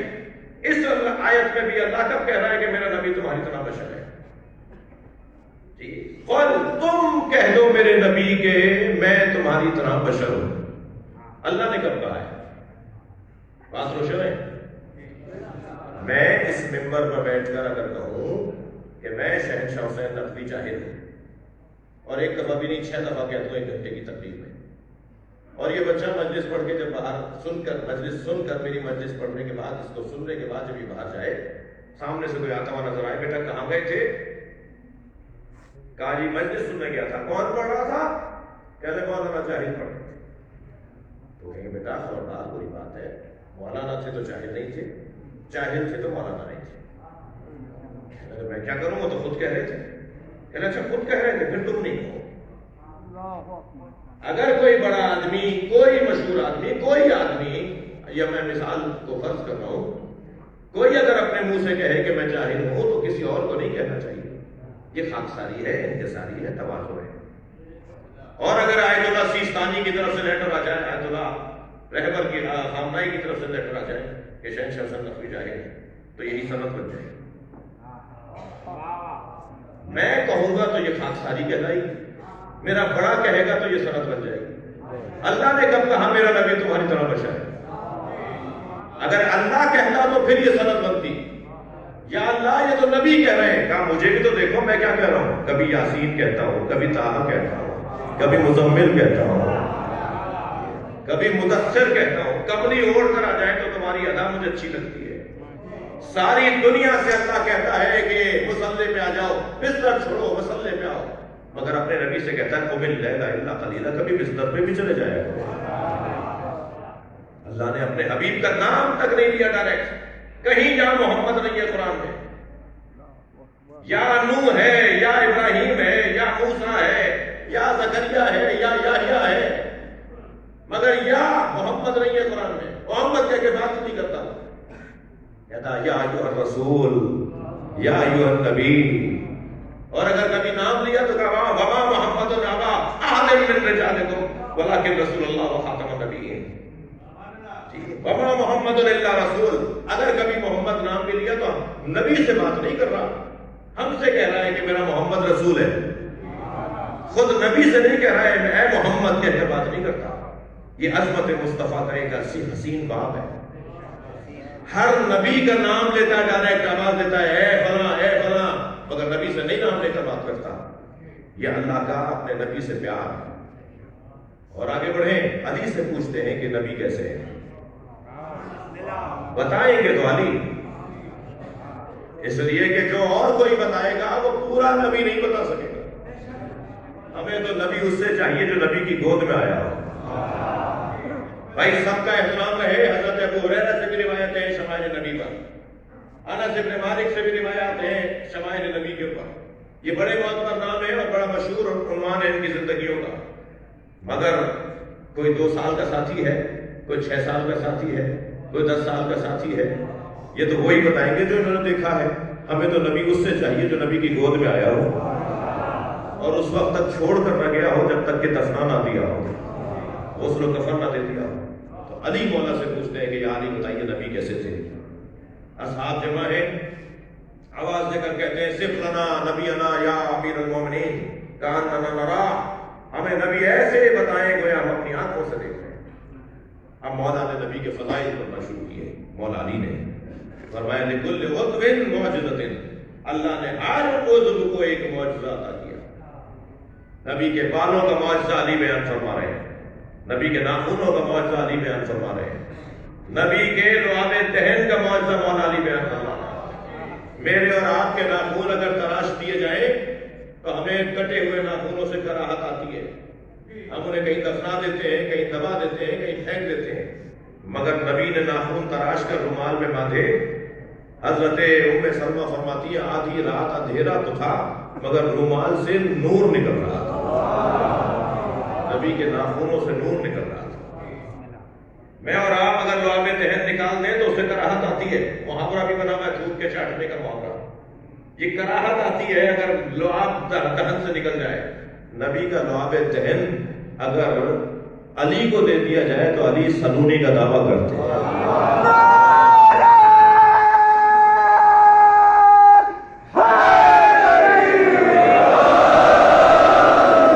27 سوال جوڑ کر لائے مولا کائنات کے پاس، مشکل ترین جب سوالات کے علی کسی سوال پہ کہیں گے مجھے نہیں آتا، 6 سوال کے بعد بھول گئے کہ 7واں کیا تھا۔ علی نے فرمایا میں بتاؤں کہ 7واں سوال کیا تھا؟ 8واں سوال کیا سوچ کے لائے؟ جب سارے سوالات کے جواب مولا علی نے دے دیے تو ایک شخص نے کہا آپ کا علم نبی کے علم کے برابر ہے، تو یہ برداشت نہیں کیا علی نے، فرمایا ھذا لعاب النبی، میرا علم تو لعاب مصطفیٰ ہے۔ اللہ اکبر۔ حضرت ابو ذر غفاری نے پانی پلایا، لا کر رکھا، حضرت نے فرمایا یہ پانی تمہارے ہاں؟ کہا یا رسول اللہ میرے گھر کا جو کنواں ہے وہ کڑوا ہے، اس کا پانی کڑوا ہے، کھارا پانی ہے۔ حضرت نے فرمایا مجھے کیوں نہیں بتایا؟ اٹھ کر تشریف لے گئے، کنویں کے منڈیر پر بیٹھ گئے، دونوں پیر سرکار دو جہاں نے کنویں کے اندر ڈال دیے، پانی پیروں کا بوسہ دینے کے لیے اوپر آیا، نبی کے پیروں کا بوسہ دے کر اتنا میٹھا ہوا کہ شہد سے زیادہ میٹھا شمار ہوا۔ نبی کے فضائل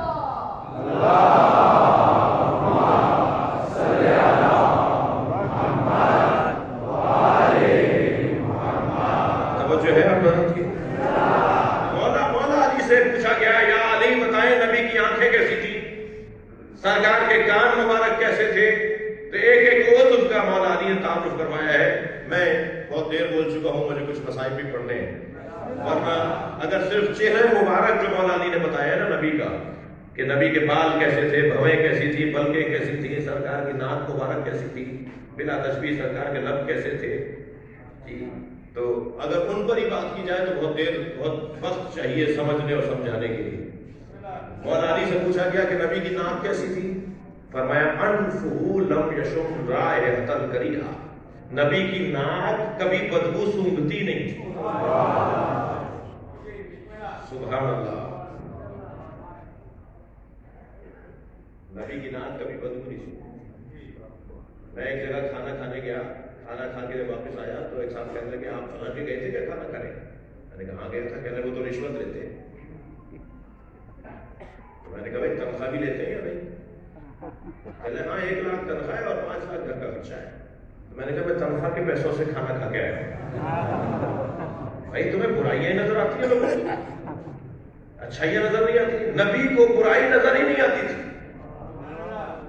نبی کے امتیوں سے بات کر رہا ہوں، سرکار لوگوں کی برائیاں نہیں دیکھتے تھے، اچھائیاں دیکھتے تھے۔ یہ ہمارے ہاں ذاکرین کا جھگڑا ختم ہو جائے گا اگر ہم اچھائیاں دیکھنا شروع کر دیں۔ ہمارے ہاں ماتمی سنگتوں کے جھگڑے ختم ہو جائیں گے اگر ہم اچھائیاں دیکھنا شروع کر دیں۔ ہمارے ہاں علماء کا تناؤ اگر کہیں ہے تو ختم ہو جائے گا اگر اچھائیاں دیکھنا شروع کر دیں۔ خدا کے واسطے 2 4 5 سال تک صرف اچھائیاں دیکھ لو، قوم ترقی کرتی چلی جائے گی، برائیاں خود ختم ہو جائیں گی۔ صلوات پڑھیں محمد و آل محمد۔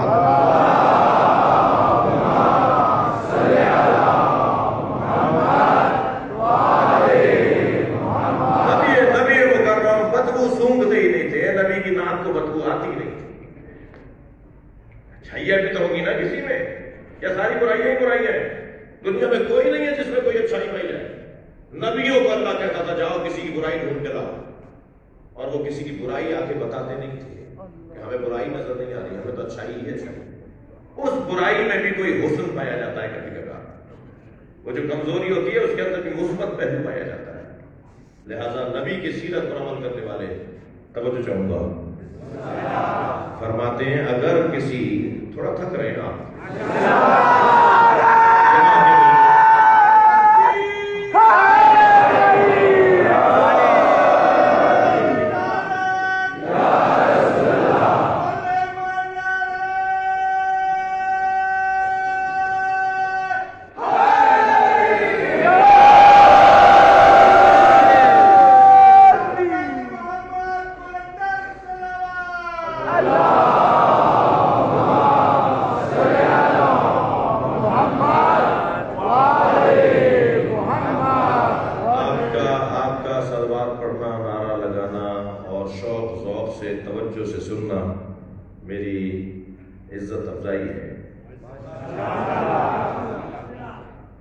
ذاکرین میں کوئی اچھائی بھی تو ہوگی، علماء میں کوئی اچھائی بھی تو ہوگی۔ فلاں سنگت کا آپ کا تعلق فلاں سنگت میں نہیں ہے مگر اس میں کوئی اچھائی تو ہوگی، سنیوں میں کوئی اچھائی تو ہوگی۔ خدا کے واسطے کیا اہل سنت میں یہ اچھائی کافی نہیں ہے کہ وہ اللہ کی وحدانیت کا اقرار کرتے ہیں؟ کیا اہل سنت میں یہ حسن بہت نہیں ہے کہ وہ نبی کی نبوت کا اقرار کرتے ہیں اور خاتمیت کا کلمہ پڑھتے ہیں؟ کیا اہل سنت میں یہ حسن نہیں ہے کہ وہ مولا علی کو مولا علی بولتے ہیں؟ کیا اہل سنت میں یہ حسن نہیں ہے کہ وہ اہل بیت سے محبت کا اظہار کرتے ہیں؟ اہل سنت میں ہزاروں حسن پائے جاتے ہیں، تو میں برائیاں کیوں دیکھ کر لیے پھر مجھے ان کے اچھائیوں اور خوبیوں کو دیکھنا ہے۔ مجھے سن کر بہت خوشی ہوئی کہ اتحاد امت مسلمہ کانفرنس کے عنوان سے علامہ شیخ جواد حسین کی 23ویں برسی اس عنوان سے منعقد کی جا رہی ہے جامعہ العسکریہ ہنگو کے اندر 7 نومبر کو، بروز اتوار، چند دن بعد، یعنی تقریباً 6 دن کے بعد۔ آپ سب سے توقع ہے، علماء کو میں بھی گزارش کر رہا ہوں، آپ سے التجا کر رہا ہوں کہ اس اجتماع میں شرکت کریں۔ جب آپ اس انداز سے کسی قومی اجتماع میں شرکت کرتے ہیں تو ایک تو اپنا قومی وقار بڑھتا ہے اور دشمن کے حوصلے ختم ہوتے ہیں۔ اور پاکستان میں ہمارا کوئی دشمن نہیں ہے، جو ہماری دشمنیوں کا ٹائٹل لیے پھر رہے ہیں انہیں بھی ان کو چہرہ دکھانا ہے، آئینہ دکھانا ہے، اور انشاءاللہ ان کی بھی عقلیں ٹھکانے لگیں گی، اور ادارے بھی انہیں پہچان چکے ہیں، اور سنی بھی انہیں جان چکے ہیں۔ سنی انہیں سنی ماننے کو تیار نہیں ہے۔ وہ کہتے تھے کہ سنیوں کو اتنا بیدار کریں گے کہ شیعوں سے ہاتھ نہ ملائیں۔ جی، سنیوں کو اتنا بیدار کریں گے کہ وہ شیعوں سے ہاتھ نہ ملائیں۔ الحمدللہ وہ یہ بولتے رہے اور بولتے رہے، لیکن ہم علی ولی اللہ کا کلمہ ہر گھر میں پہنچانے والے ہیں۔ مل کر کہیں لبیک یا حسین،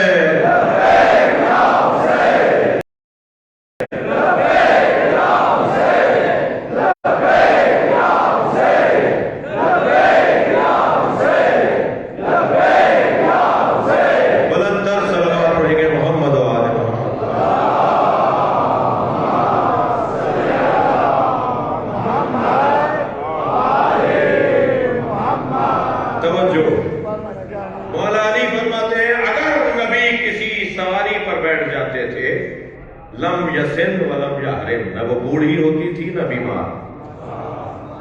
اگر نبی کسی جانور پر بیٹھ جاتے تھے نبی کے بیٹھنے کی برکت سے نہ وہ سواری بوڑھی ہوتی تھی نہ بیمار. مصائب ابھی نہیں پڑھ رہا لیکن صرف باب مصائب کا ایک اشارہ ہے. گھوڑوں کی عمریں 25 سال سے زیادہ نہیں ہوتی. جو گھوڑا باندھنے کا شوق رکھتے ہیں وہ میری بات کو مانیں گے.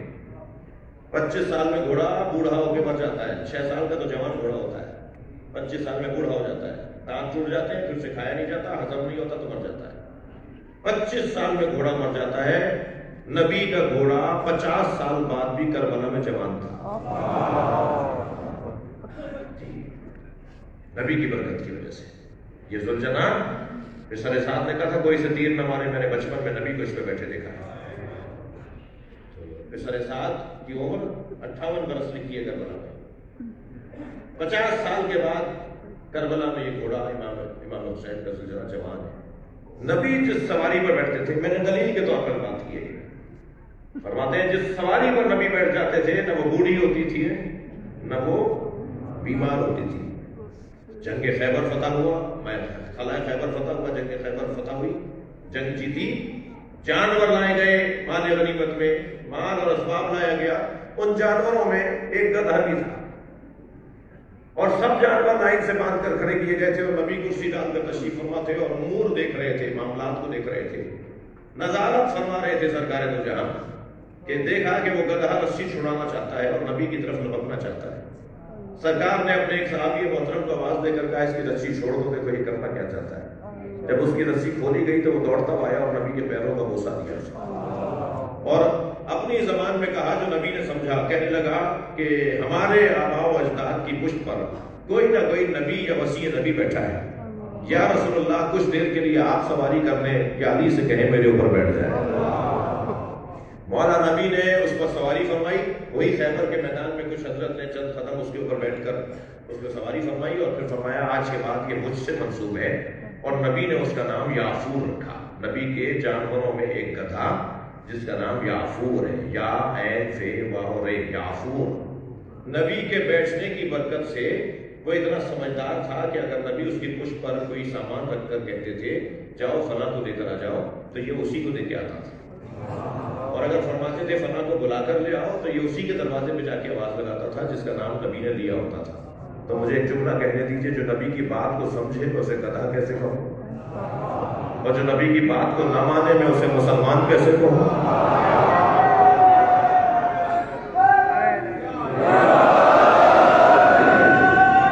بس میں نے عزیزوں بہت دیر لگا دی آپ کو، بہت وقت لے لیا آپ کا. جب میں تو سمجھ رہا ہوں آپ تھک رہے ہیں.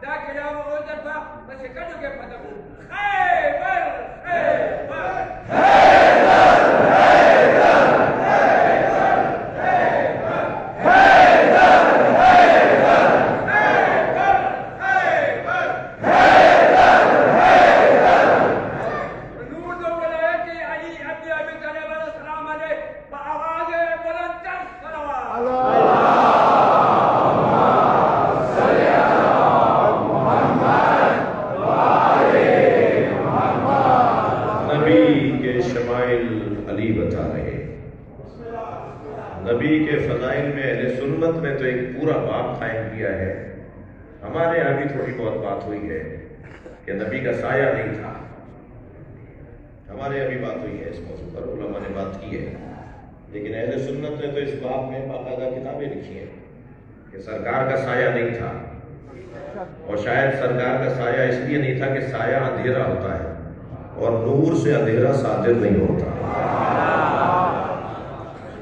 اور پھر میں یہاں ایک جملہ کہہ کر آگے بڑھوں گا، وہ یہ کہ جس نبی کا سایہ نہیں تھا اسی کے سائے کو علی کہا جاتا ہے، جو ساتھ ساتھ جڑا رہے، جو ہمیشہ ساتھ رہے.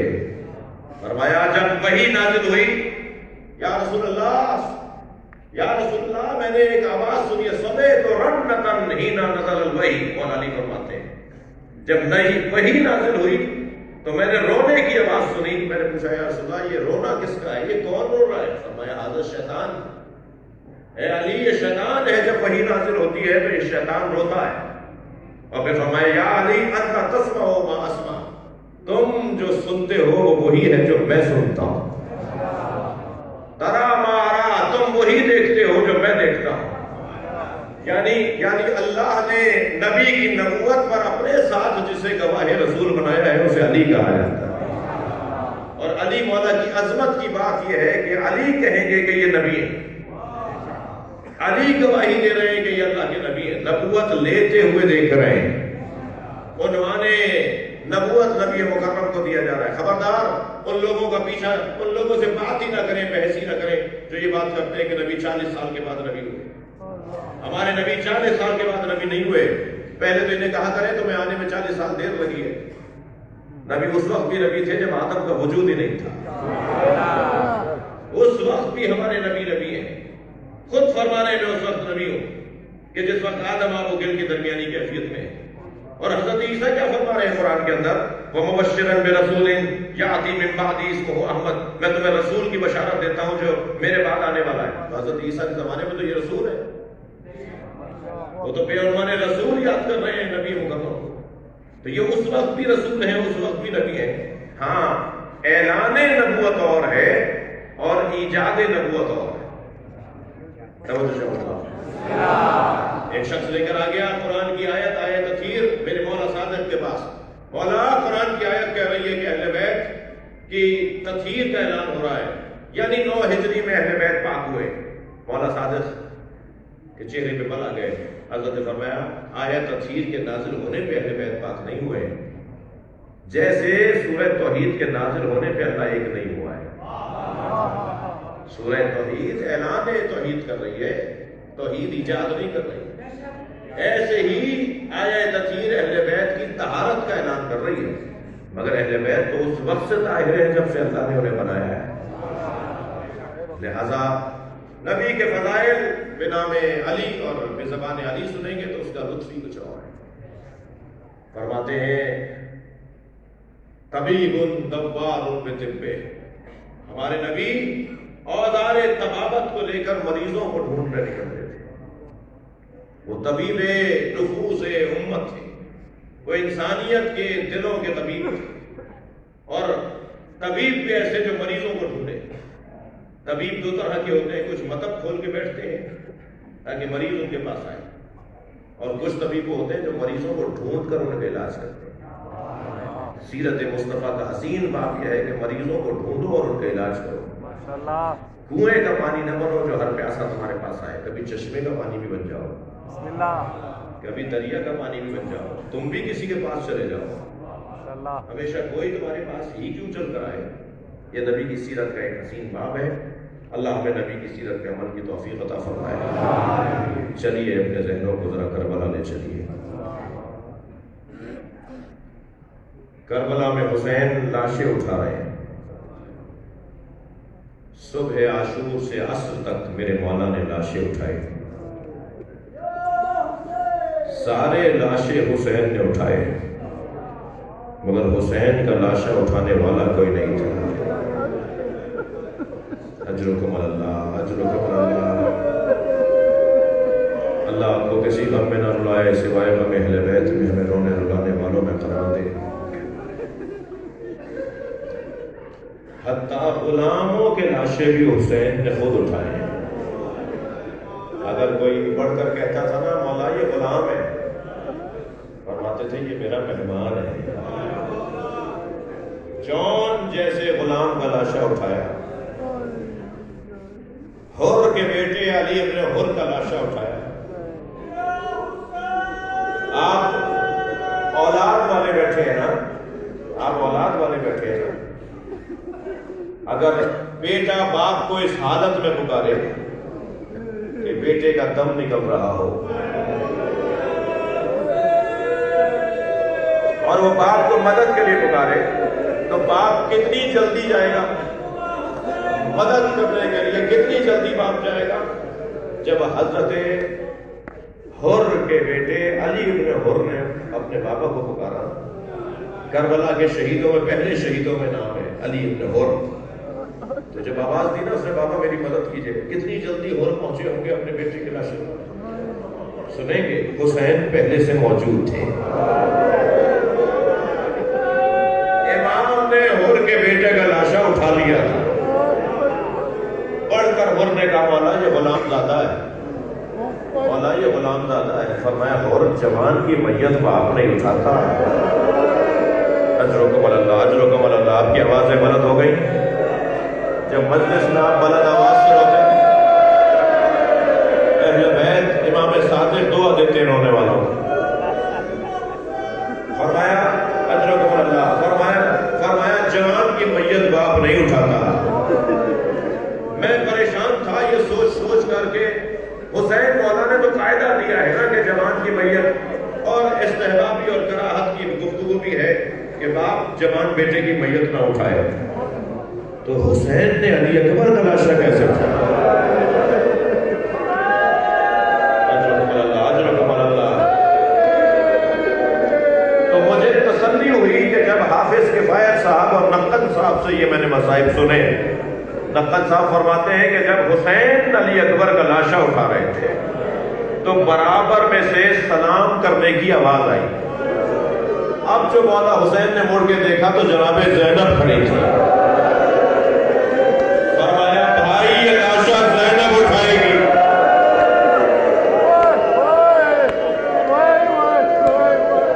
اجرکم اللہ, اجرکم اللہ.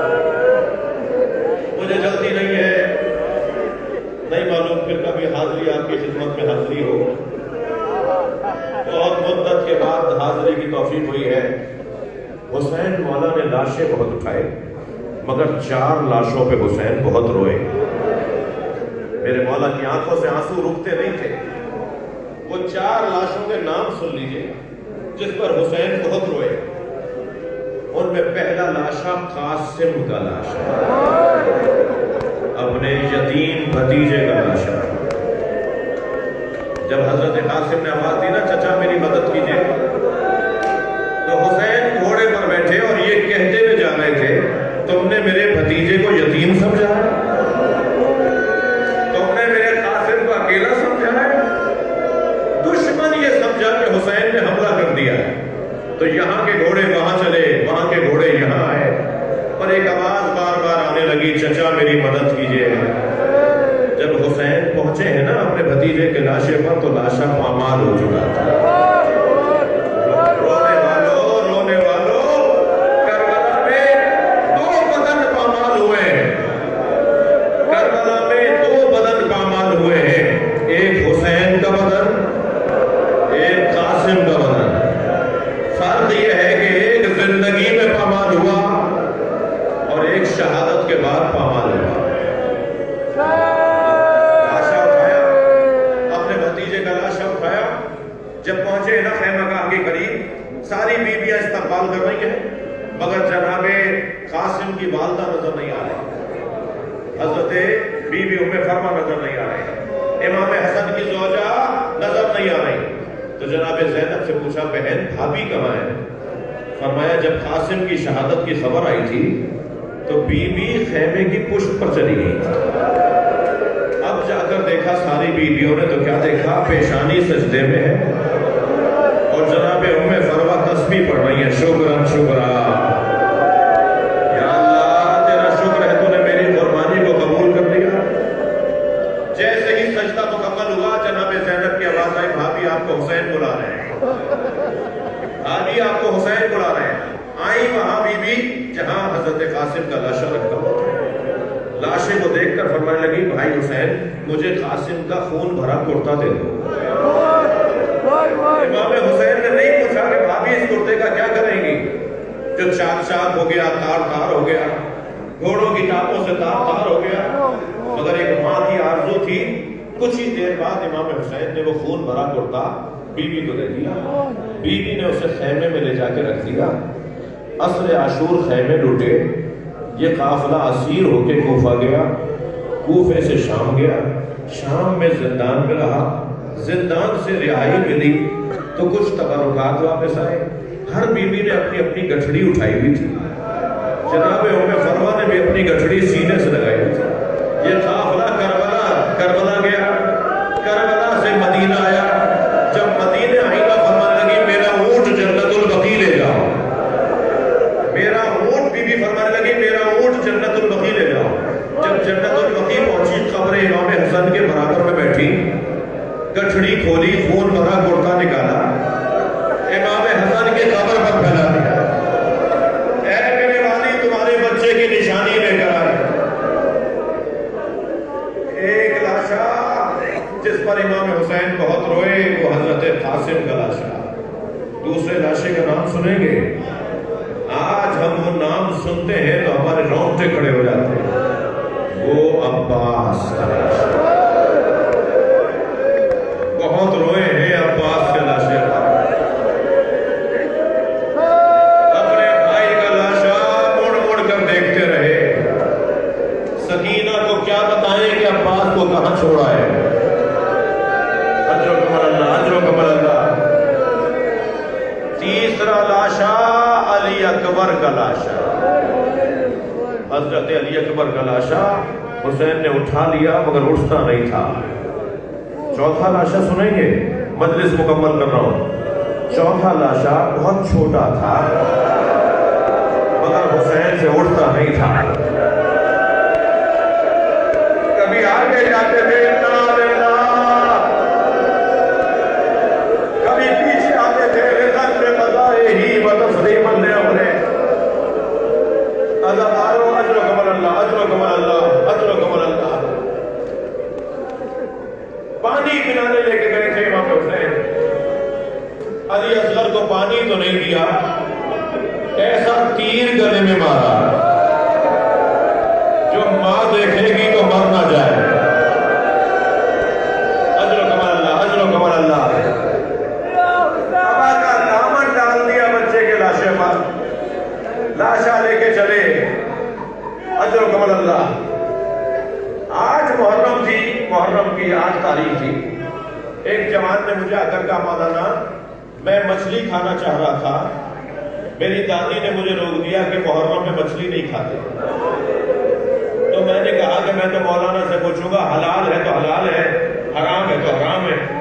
तो मौलाना आप अगर इजाजत देंगे तो मैं मुहर्रम में 9 मुहर्रम को मछली खाना चाहता हूँ, तो मैं मछली खा लूँ। तो जैसे ही उसने मुझसे ये मसला पूछा मेरी आंखों में आंसू आ गए। मैंने कहा मैं इतना बड़ा आलिम नहीं हूँ, मुझे इस मसले का जवाब नहीं आता, मुझसे नहीं पूछो, अपनी दादी की बात मान लो, अपनी दादी की बात मान लो, मुहर्रम में मछली नहीं खाओ। कहने लगा मौलाना शरई मसला क्या है।